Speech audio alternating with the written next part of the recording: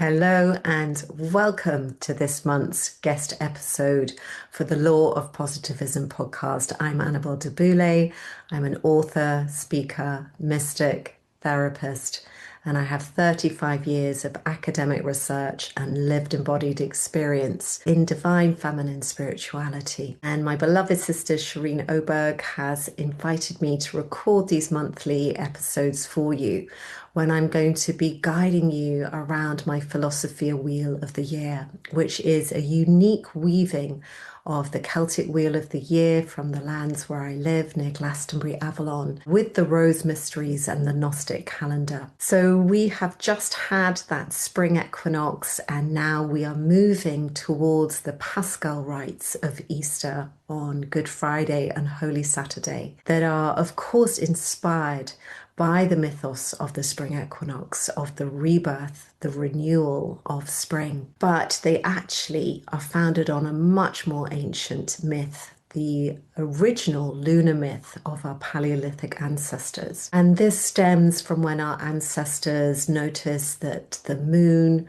had these different stages of waxing and then fullness and then waning and then disappearance and then rebirth. And so this primary myth in our collective unconscious is of this archetypal journey of the soul, of the descent and the rebirth. And we can then track this down through the ages. We see it in Bronze Age Mesopotamia with our ancestral devotion to the Venus cycle and the inspiration for their mythos. And so with this Venus cycle, which is a 19-month synodic period, and we have 5 of those within the 8-year Venus cycle, but within each of those 19-month synodic periods, Venus goes on this extraordinary journey with her 7 waning moon conjunctions, typically 2 or 3 lunations in the underworld where she's invisible behind the glare of the sun. And in the middle of that period, she has her superior solar conjunction. And then as she comes out and appears again in the night sky as the evening star, she then has her 7 waxing moon conjunctions. And then she goes on her 40-day retrograde, which of course is the inspiration for that much later Gnostic 40-day of Christ wandering in the wilderness, before she then has her inferior solar conjunction and is reborn once more as the morning star, and the next 19-month synodic period begins again, in the sense that the lunar cycle is this sort of 28-day cycle of the birth, the flowering, the waning, the death, and the rebirth. We have this much longer archetypal soul journey of descent and ascent in the Venus cycle spanning this 19 months. And this astronomical cycle of Venus was what inspired the ancient myth of the descent of Inanna and the later Babylonian myth of the descent of Ishtar, which is what I've been guiding all the women who have been in my membership since 2019 on this journey. It's the most incredibly powerful way to peel back all the layers of internalized patriarchal shadow beliefs, behaviors, limiting feelings around ourselves, and to really gather the fragmented parts of ourselves back, to really return to ourselves, or in my teachings, what I call return to the rose garden of our soul. So this concept was then manifested in actual physical form through the 7-level labyrinths of ancient Egypt and Crete. And actually we have ancient markings of labyrinths in the stones here in the British Isles, especially like in Cornwall. So we know that our ancient ancestors on these British Isles were also working with this concept of the labyrinth, and were also tracking the Venus cycle. And there's evidence in Crete of 7 women and 7 men co-creating a spiral dance to enact this descent, death, and then ascent, rebirth journey. So this sacrifice of the Sun King, as in the solar god, the Sun King, and later the sacrifice of the bull as the embodiment of him, was to ensure the regeneration of life on earth and the fertility of the land. And it weaves its way through all the rituals and myths of the rose lineage cultures. So, as I mentioned, we see it in Sumerian Inanna and Dumuzi. We then see it in Babylonian Ishtar and Tammuz. We then see it in Canaan with Baal and Anath. We then see it in Egypt, ancient Egypt, with Isis and Osiris, which I'll be going more deeply into. We see it in the Greek mythos with Demeter and Persephone, which is the mythic framework that my historical witch burnings novel, The Serpent's Tale, is inspired by. We see it in Roman Cybele and Attis and Venus and Adonis. And then, of course, as we come into Gnostic Christianity, we see it in Magdalene and Yeshua. So these ancient resurrection rites of the rose lineage flowed down the millennia to become the foundation for the Paschal rites of Yeshua and his resurrection. So every year since 2019, I have actually been facilitating my resurrection rites on Good Friday and Holy Saturday to raise funds for Unseen, which is the UK's foremost charity against slavery and human trafficking. Their headquarters are based in Bristol, which is the closest city to Glastonbury, Avalon, where they have safe houses, especially for victims of sex trafficking. So through my annual resurrection rites, my company has been able to donate over £13,000. I think that's about $17,000. So if you would like to join me this year, the link will be in the show notes, or you can just go to the homepage of my website, annabeldebuboulay.com, and for a minimum donation of £33, you'll be able to join me for those resurrection rites, where I guide you on this very powerful journey, descending through the 7 stations of the cross on Good Friday, and then ascending those stations of the cross on the Saturday, which are, of course, inspired by the 7 gates of Venus and her descent and ascent. So I just want to play you a minute from the Holy Saturday webinar recording, and you can hear my eldest daughter Sophia joining me to sing this beautiful chant that we were actually taught by our beloved friend Alessandro Belloni, who is the world expert in the sacred rhythms and chants and dances of the Black Madonna of southern Italy, where my historical novel is actually set. Yeshua, Yeshua, everywhere.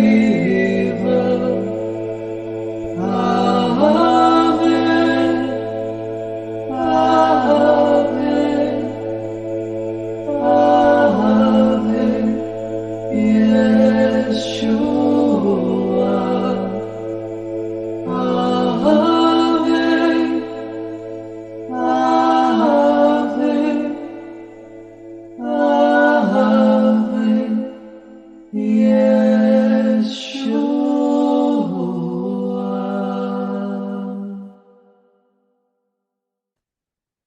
So, for the purposes of today's podcast episode, I'm going to share some teachings on the ancient Egyptian myth of Isis and Osiris and the later Gnostic myth of the soul, and then share some personal stories with you to inspire you on your own path of death and resurrection, so that you can really harness the incredibly powerful energies of this upcoming portal. So, the myth of Isis and Osiris. I'm sure many of you listening to this already know this myth. This is where Osiris is dismembered by his brother Set, who throws all the parts of his body into the Nile. And it is Isis, his queen, who has to dive into the deep.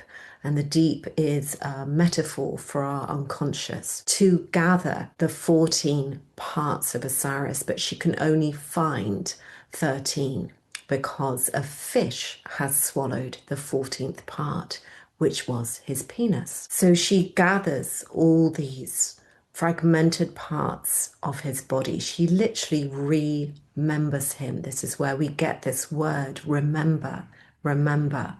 So when you are remembering yourself, you are literally gathering those fragmented parts of the self, just like how we do when we're going on the Venus cycle and on the journey of ascent. We're reclaiming those exiled parts of us. And she brings him back to wholeness through creating the sacred marriage rite with the phallus that she creates magically for him. So this is obviously a very powerful metaphor of fertility, of rebirth, but it happens through the sacred marriage. So if we look at this myth from an individual psyche point of view, then Isis is our anima. She's our soul. She's that inner creatrix. And then Osiris is our inner masculine, our animus, our ego. And so what I find absolutely fascinating about this is in these ancient myths, it is the queen, it is the female, it is the anima, it is the soul who dives into the deep, into the unconscious, to gather the fragmented parts of self back to wholeness, to reawaken to your true self. And then, of course, if we look at the later fairy tales, there's this fascinating patriarchal distortion of that mythos, where instead of it being the queen who goes to rescue and remember the king, it is, of course, Prince Charming who comes to reawaken and rescue Sleeping Beauty or the damsel in distress. I just absolutely love peeling back these layers of patriarchal distortion to get to these original myths, these original teachings, because they are so much more empowering, especially for women. So the later Gnostic myth of the soul is very similar. So we see Sophia as the soul incarnating, and she's described as destitute, a prostitute. And again, she forgets who she is. This is the dismembering of the soul, of the psyche, the fragmented self. And then she is brought back to wholeness again by gathering the fragmented parts of herself, returning to the pleroma in sacred union with Christ as her bridegroom. So if we apply this mythos to our own egoic journey or our own soul's journey, then this is the process of what Jung called individuation. And this is really the vehicle through which our soul evolves. So this concept of the sacrifice that Yeshua makes, or the sacrifice of the Sun King, it's the same sacrifice that our soul makes when it chooses to incarnate. And the sacrifice is the challenges it chooses our egoic self to go through in each lifetime, because it is through those challenges, those dark nights of the soul, that we have the opportunity to gather those fragmented parts of the self back home. And then we come back to wholeness. We come back to the pleroma. We return to the rose garden of our soul, but to a more evolved state of our soul. And this is the journey of the soul through lifetimes. So something I really wanted to share with you around this, as you embark on this journey of gathering these fragmented parts of self, and I'm sure that you've been on this journey already repeatedly through your life, but something I just find so powerful about these portals, these energetic portals, is that they create the sacred container for you to do that work, to do that shadow and rebirth work. So I really would invite you to kind of consciously go on this journey during the resurrection rites, because there's always another layer. There's always another layer to heal, to alchemize. There are always deeper parts of the self that need to be brought back home. So something I wanted to share with you, which was a very unique experience of mine. And it was when I was going through addiction recovery, and I had embarked on my transpersonal part psychotherapy and had been sober for quite some time. And part of that journey of becoming sober and learning to love and nurture myself was running in nature through all weathers with my dog in the wildlands. And during one of my transpersonal parts therapy sessions, I saw myself on top of this sacred beacon hill where I used to run every day. And I was standing at one end. And as I looked down, I could see this part of myself, and it was my addict. And I saw her, and she was so skinny and unhealthy, and she was chain smoking, and she was drinking, and she was really gothic. And I remember feeling this disgust and just wanting to banish her. Like I didn't want anything to do with her.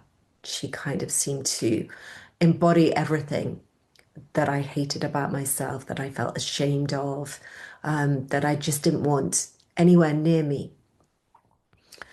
And it was honestly one of the most powerful moments of my life because she was wearing this hood and then she turned.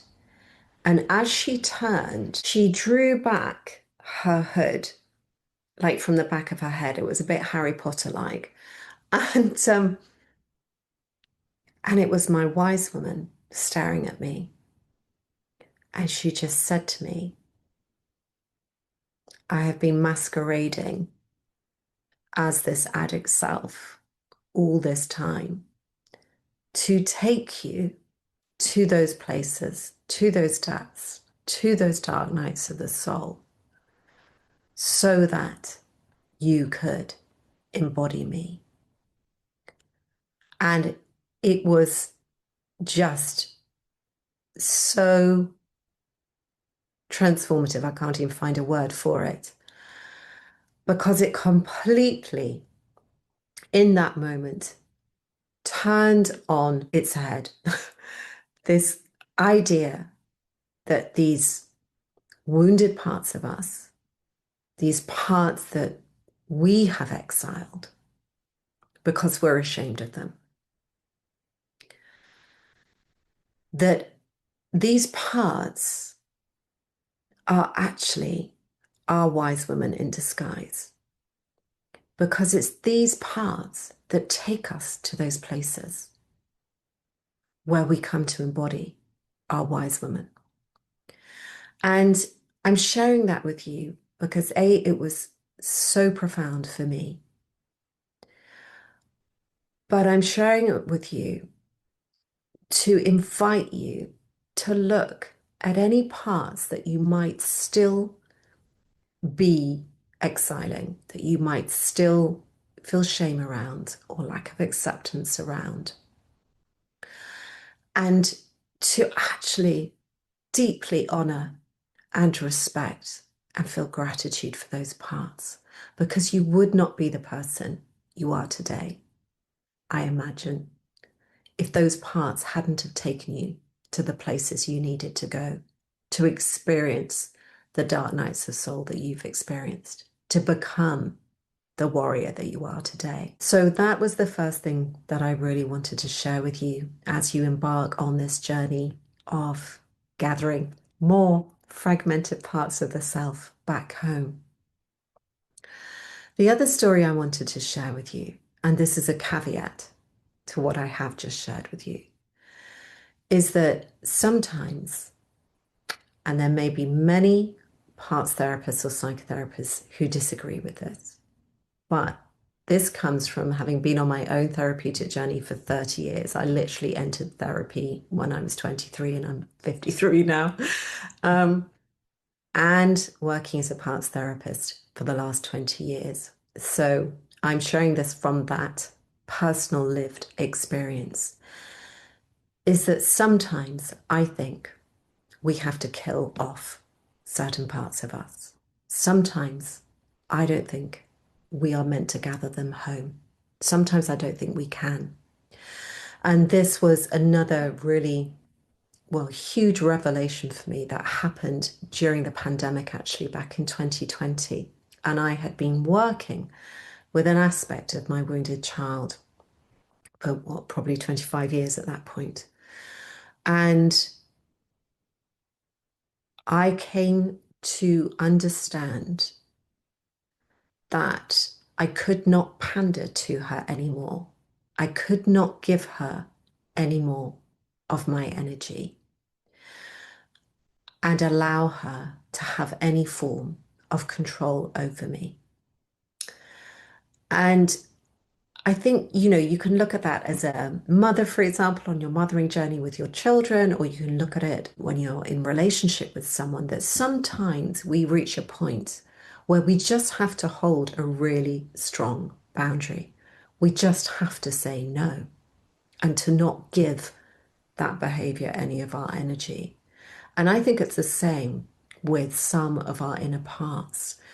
So I realized in that moment that it was not going to work any longer to keep bringing her, this aspect of myself, back into wholeness. I needed to be free of her in order to step more fully into my power and into my sovereignty. So within this meditation, I placed her in a sacred burial mound of that same Beacon Hill. And I asked Goddess, the Black Earth Mother Goddess, the Black Goddess Sophia, to watch over her. And I liberated myself from that aspect, knowing that she was safe and she was being taken care of. And this comes back to my original point about this concept around sacrifice and death. And sometimes there needs to be a sacrifice, there needs to be a death in order for a resurrection to take place. And so this is the portal that I really feel we are moving through at the moment. I recently went to San Diego, and when I was there, I stepped fully into my future timeline, the one that I was talking about in the last podcast episode when we stepped through that incredibly powerful portal and with the lunar year of the fire horse. And in order to step into my future self and my future timeline, I actually had to reintegrate a part of myself that I had exiled 16 years ago when I moved to Glastonbury, Avalon.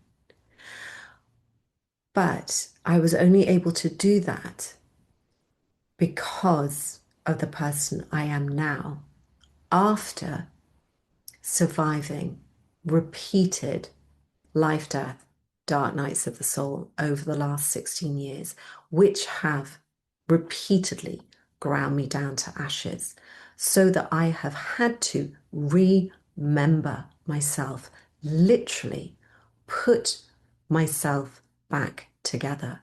So actually, putting the bones together, putting the muscle and ligaments on, putting the skin on, and literally like that snake, rebirthing myself, and like the sleeping phoenix that I work with so deeply in my mastermind, rebirthing myself as that sleeping phoenix once more.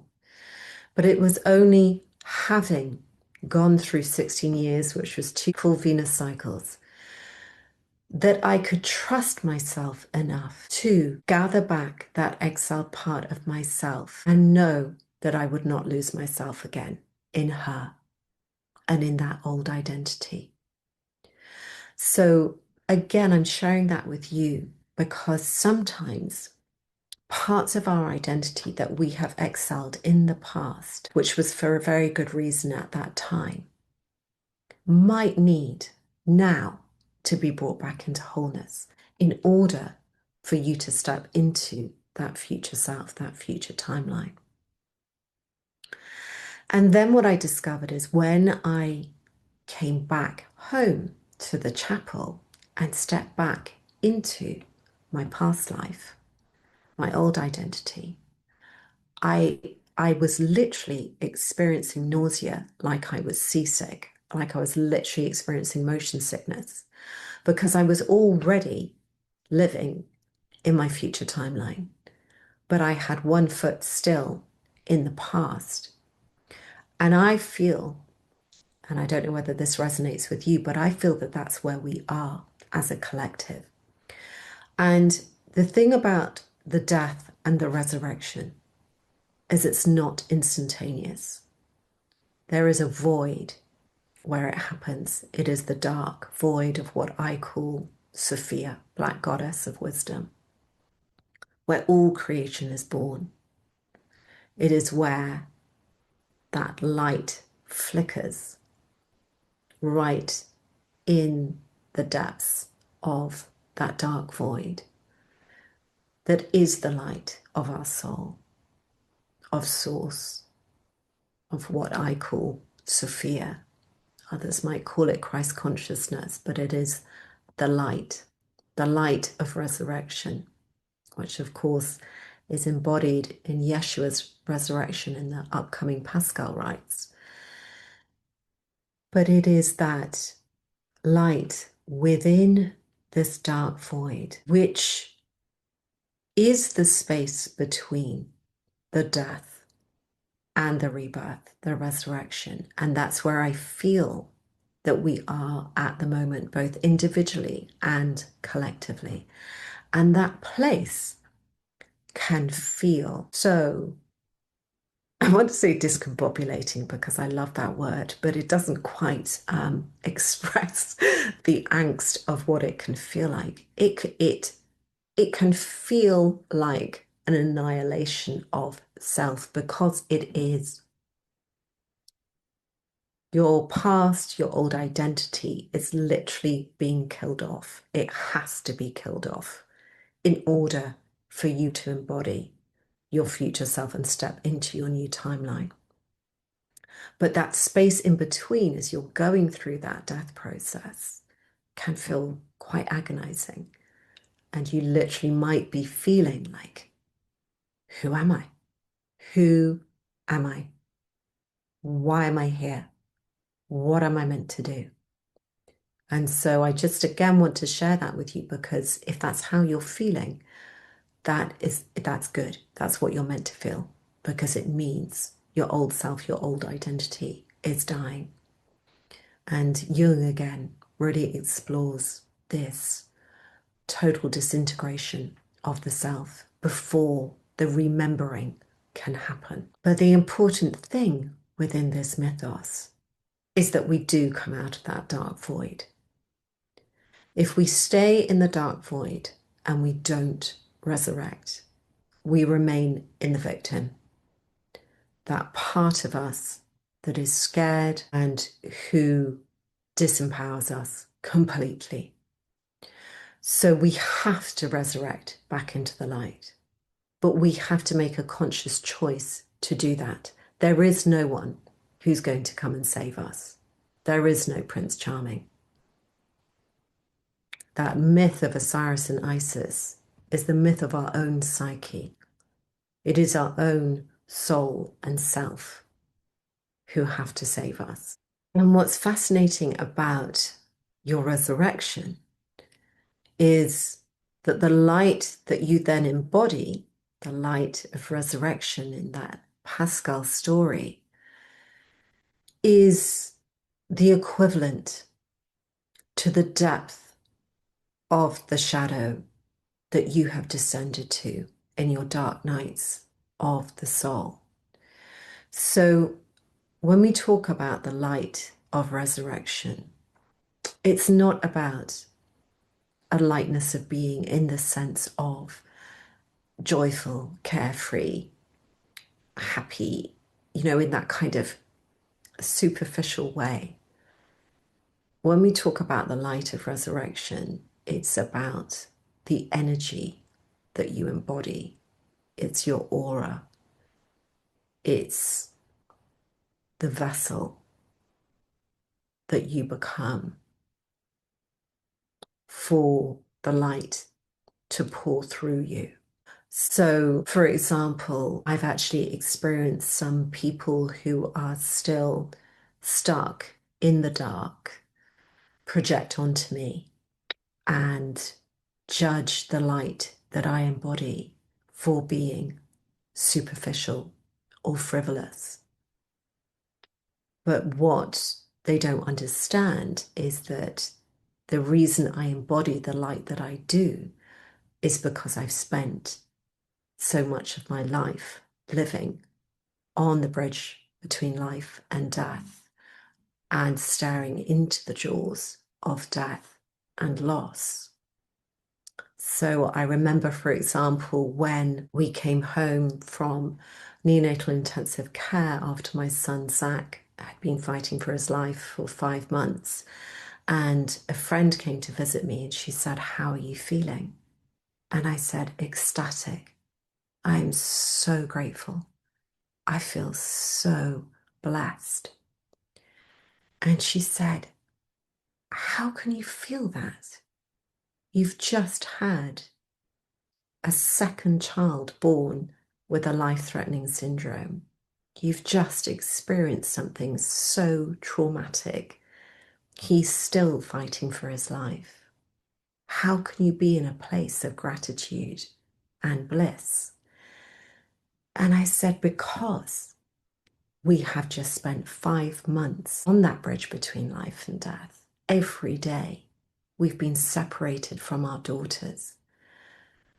And the simple act of being together again as a family at home is so blissful that I feel gratitude every moment for that and for the fact that my son has survived so far." And there was another moment. It was probably not until Zach was about 5 that he was able to lay his head on my chest, because up until then, if he did that, his airway closed and he stopped breathing. So I always had to hold him in my arm with his head right over, with his throat completely open. And it's something, isn't it, as mothers, we take so for granted, or as fathers, that we just lay our baby here and they have their head on our chest. And I had to wait 5 years to experience that, and I'll never forget it. And I took a photo of us on my phone, just lying there together. And I just wanted the moment to last forever, to literally be able to experience the feeling of my son's head lying on my chest, something that we take so for granted. And that is what these experiences, these dark nights of the soul, these challenges give us. And this is what the light of resurrection is. It's gratitude.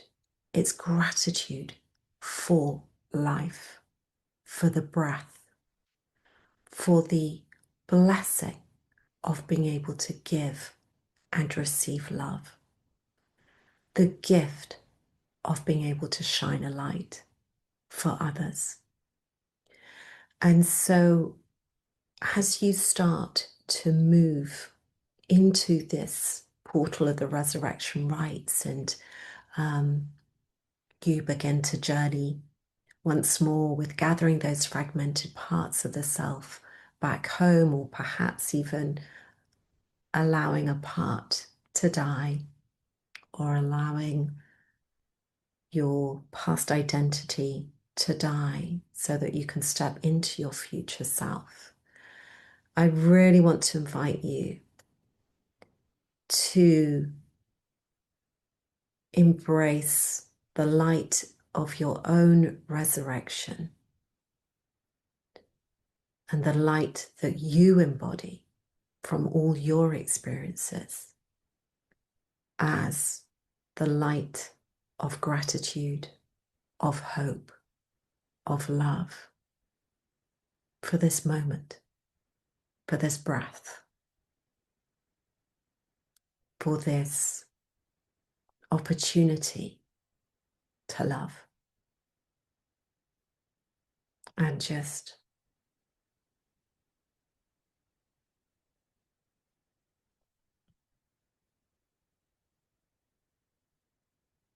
How exquisite that is. The miracle of that. The miracle to be alive. For our loved ones to be alive. And with all the death and the suffering that's playing out on the global stage at the moment in the collective,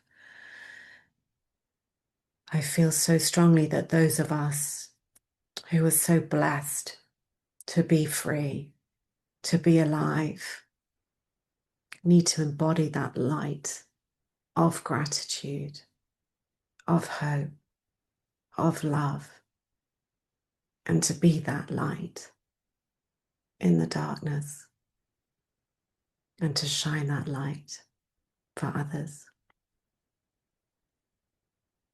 Blessed be. So I would love to invite you on a journey now. I'm going to take you to a little chapel I know to receive some healing, some guidance and inspiration from Magdalene and Yeshua. And the way in which I work with Magdalene and Yeshua is I see them as the human embodiment of Sophia and Christ. Sophia, Black Goddess of Wisdom, Christ.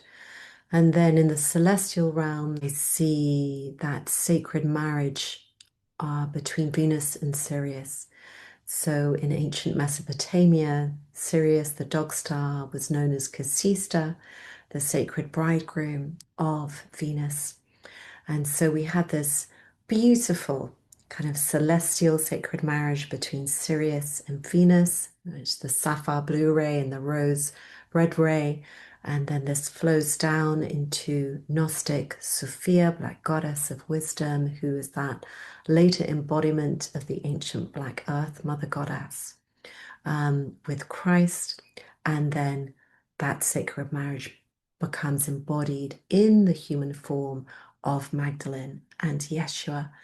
But of course, their mythos is founded on this much more ancient rose lineage that we can trace back through the millennia, all the way back to that original Paleolithic lunar myth of the birth, the waxing, the waning, the death, and the resurrection. Okay, lovely. So if you're able to and you're not driving, just inviting you to close your eyes. And just starting to focus on your breath. Just taking some deep breaths in through your nose, down to your belly, and out through your mouth. Giving thanks to your soul for contracting to be here, to be watching and listening this.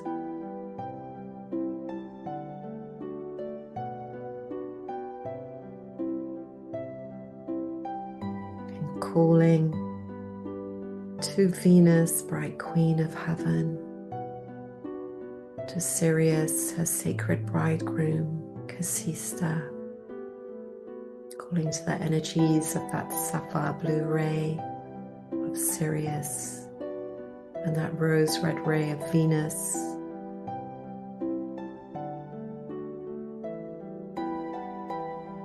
Calling to the energies of the violet flame that they create through their sacred marriage. Calling to Sophia, Black Goddess of Wisdom, Lady Alchemia, she who is the light within the darkness of your suffering. Calling to Christ, her sacred bridegroom, and to the energies of their sacred marriage of Christ consciousness. Calling to Magdalena, Miriam, Magda, Magdala. Calling to Yeshua, your sacred bridegroom, especially at this time with the Paschal rites of the sacrifice of the Sun King and his resurrection.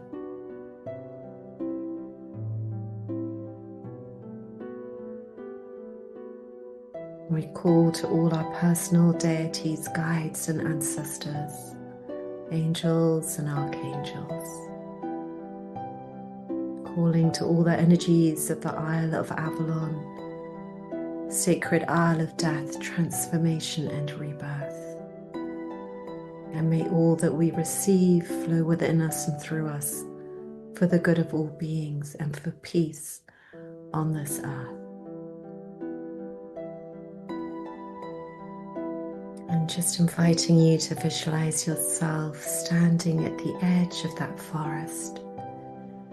And with every breath, just beginning your descent down the path that winds its way through the trees. Becoming aware of an animal guide who's come to accompany you and protect you on this journey.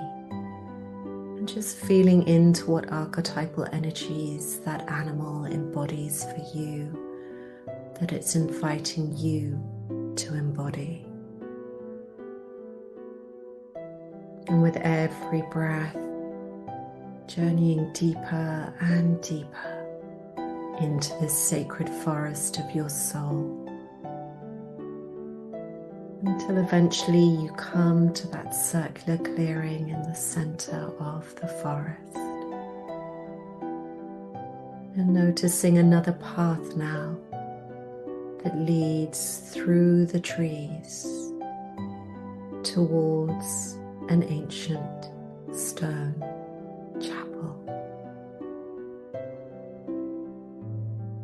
And you can see the lights flickering through the windows as you approach this ancient chapel.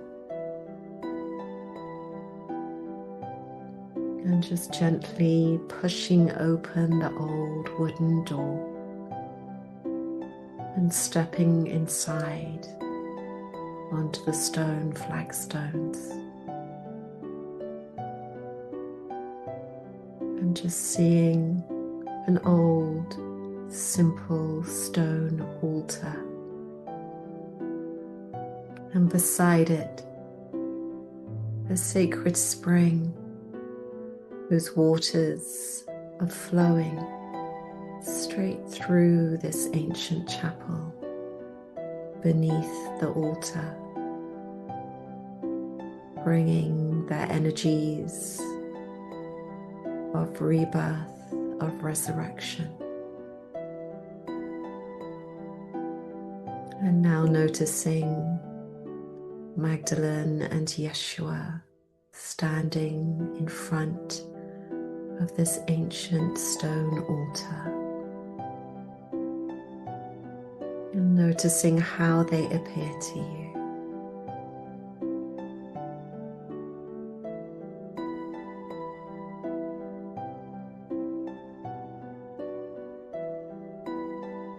And then watching as Magdalene comes to stand in front of you.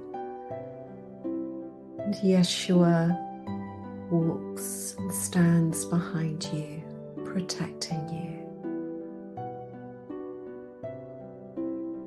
And then feeling as Magdalene places one hand over your heart chakra and her other hand over your sacral chakra, your womb space, where your Holy Grail resides, containing your elixir, your gnosis, your wisdom, your light. And then feeling as Yeshua places one hand over your throat chakra and one over your solar plexus chakra, your seat of power, of strength, of courage, your I am presence.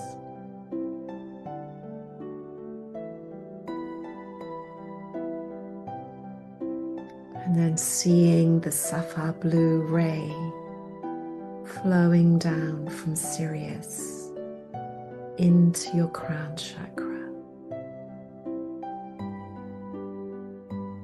and the rose red ray of Venus flowing down from Venus into your third eye chakra, into your amygdala, Magdalene.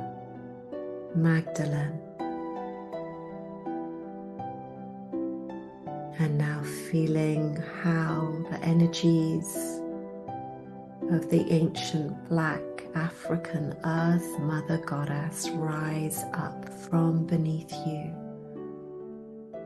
to support your root chakra.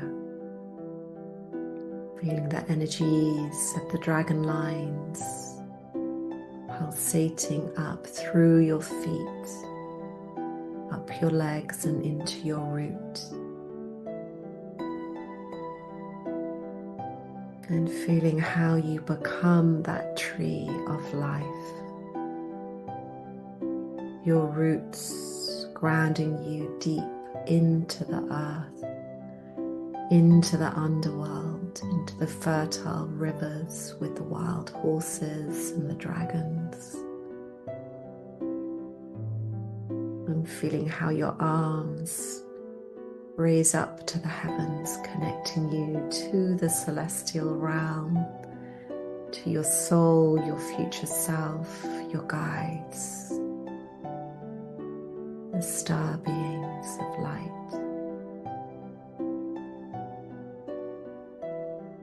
And feeling how your body is that vessel for the light, for the Christ conscious energies, the light of gratitude for life, for the breath, for love.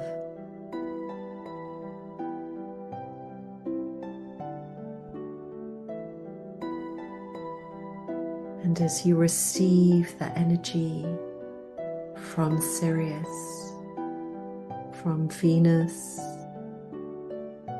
from Sophia and Christ, from Magdalene and Yeshua, and from the ancient black earth mother goddess, just listening now to their guidance for you. Listening to Magdalene as she shares with you anything that may need to die now, any aspect of self, any aspect of your life, your past life that may need to be sacrificed.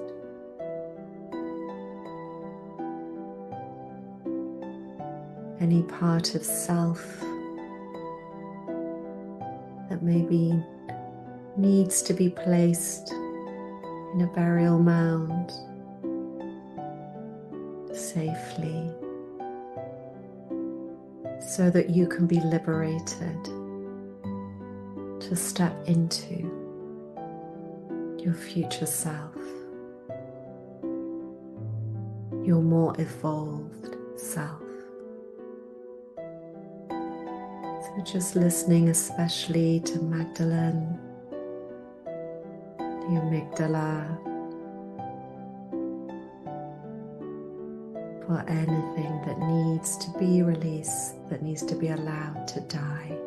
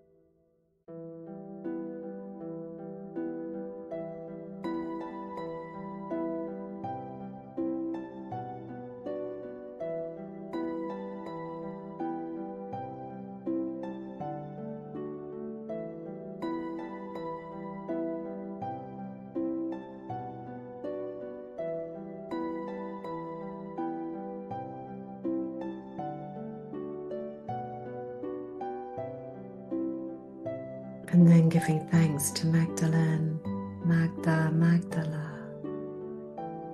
and receiving a gift from her.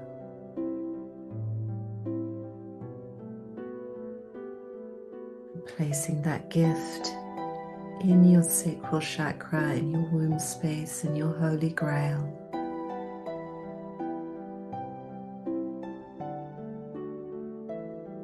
And now listening to Yeshua, the embodiment of the light of resurrection, and listening to what that light symbolizes for you.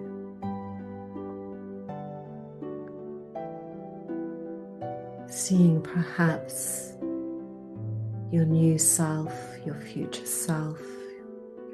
timeline, your soul's purpose and passion and mission on this next spiral on your path of gnosis. What are you here to shine your light on? Who are you here to shine your light for? So just listening to Yeshua, perhaps seeing scenes of your future self embodying your light of resurrection, your gift to this world.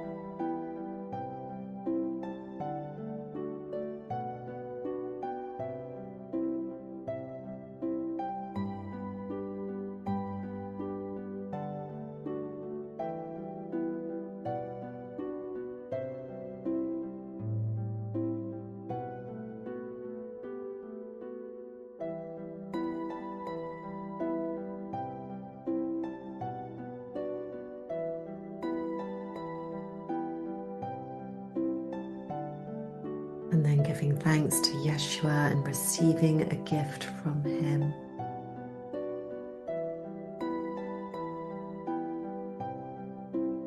And placing that gift in your solar plexus chakra, in your seat of power, of will, your I am presence.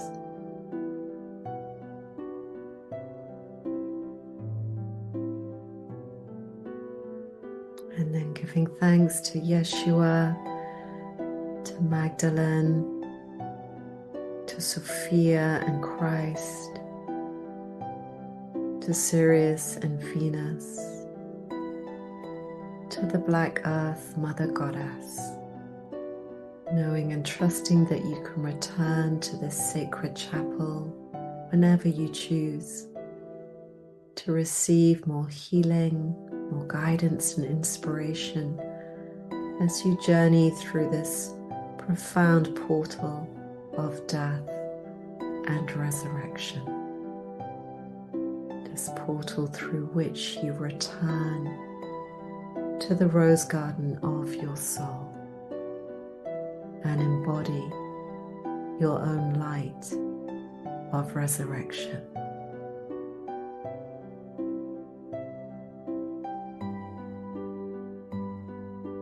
Blessed be. So just inviting you to take a deep breath in, finding yourself once more back in that circular clearing in the center of your sacred forest, giving thanks to your animal guide, taking another deep breath in, coming back into your body, into this present moment, stretching out your arms, your fingers, taking a final deep breath in, and gently opening your eyes. Welcome back. Thank you so much for being on this journey with me, for listening or watching. Thank you so much to Shireen, beautiful beloved Shireen, for inviting me to share this with you.